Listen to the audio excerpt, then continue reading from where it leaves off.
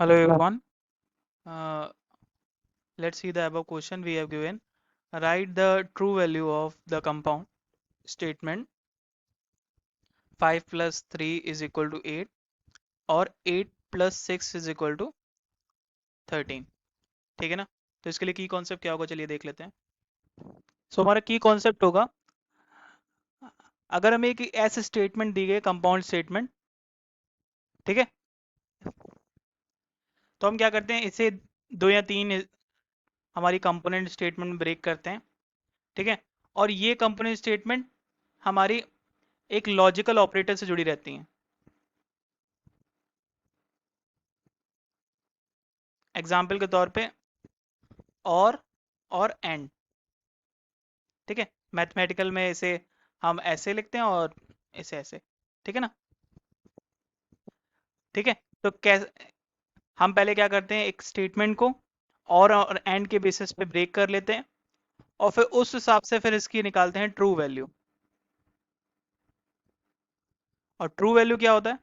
True value basically final resultant value होती है हमारी तीन, जैसे ये एस तीन स्टेटमेंट ब्रेक कर रहा है इसे, तो तीनों की इंडिविजुअल हम निकालेंगे, हमारी वैल्यूज की ट्रू आ रही, फॉल्स आ रही, ट्रू आ रही, फॉल्स आ रही, फिर उसे कंक्लूड करेंगे यूजिंग अवर लॉजिकल ऑपरेटर. अगर वो वैल्यू कंक्लूड करके हमारी ट्रू आ रही होगी तो ट्रू वैल्यू ट्रू हो जाएगी, अदरवाइज फॉल्स. ठीक है ना? और कंक्लूड करते कैसे हैं देख लेते हैं. और के केस में और के केस में क्या करते हैं, अगर हमारी स्टेटमेंट वन, अभी हम दो स्टेटमेंट मान लेते हैं, एक स्टेटमेंट वन है, एक स्टेटमेंट टू है, तो इसकी ट्रू वैल्यू क्या होगी? अगर हमारी पहली स्टेटमेंट ट्रू है और दूसरी स्टेटमेंट ट्रू है तो ये ऑलवेज रिटर्न करेगा ट्रू.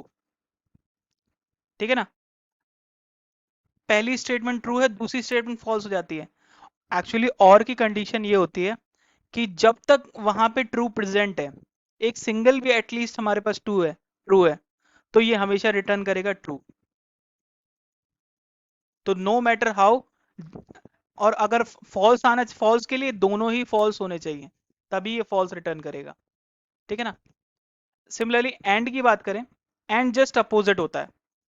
ठीक है, एंड में क्या होता है कि हमें S1 S2 और ट्रू वैल्यू देखनी है. तो ट्रू वैल्यू किस बेसिस पे देखता है? जब तक हमारे पास सिंगल एक फॉल्स आ गया, इसमें जस्ट अपोजिट है, अगर एक भी सिंगल फॉल्स आ गया तो स्टेटमेंट फॉल्स हो जाएगी. ट्रू होने के लिए दोनों स्टेटमेंट ट्रू होना जरूरी है, तभी ट्रू होगा. अगर एक सिंगल भी हमारे पास फॉल्स आ गया, जैसे S2 इसमें फॉल्स हो गई, तो ये क्या रिटर्न कर देगा? फॉल्स.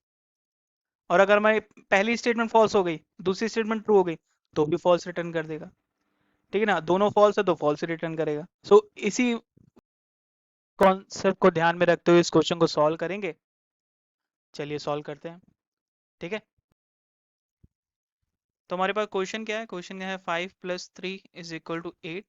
हम इसे स्टेटमेंट वन मान लेते हैं. कंपाउंड स्टेटमेंट हमारी ये थी, हम इससे एक स्टेटमेंट ये ब्रेक करते हैं और दूसरी स्टेटमेंट क्या हो जाएगी? 8 प्लस 6 इज इक्वल टू 13. ठीक है, तो हमारे पास दो स्टेटमेंट आ गई. तो चलिए हम देखते हैं, अगर हम 5 प्लस 3 करें तो व्हाट, तब क्या आएगा हमारे पास? 8 ही आ जाएगा. तो इसका मतलब क्या है? 8 इज इक्वल टू 8. इसका मतलब ये स्टेटमेंट कैसी होगी? ट्रू. ठीक है ना? ऐसी सिमिलरली हम इसका देखें तो 8 प्लस 6 सेकेंड स्टेटमेंट में हमारा 8 प्लस 6 इज इक्वल टू क्या होता है? 14.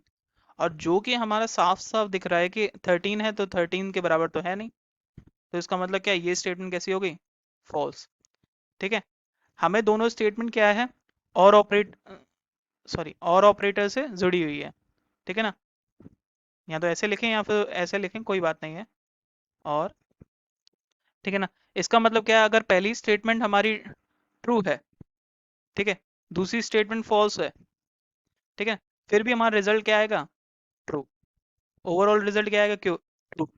क्योंकि और स्टेटमेंट क्या कहती है कि एक सिंगल भी ट्रू हो गया ना तो हमारी स्टेटमेंट ट्रू हो जाएगी. ठीक है ना? तो हमारा ट्रू वैल्यू क्या आ गई? ट्रू. होप आपको समझ में आया होगा. Thank you.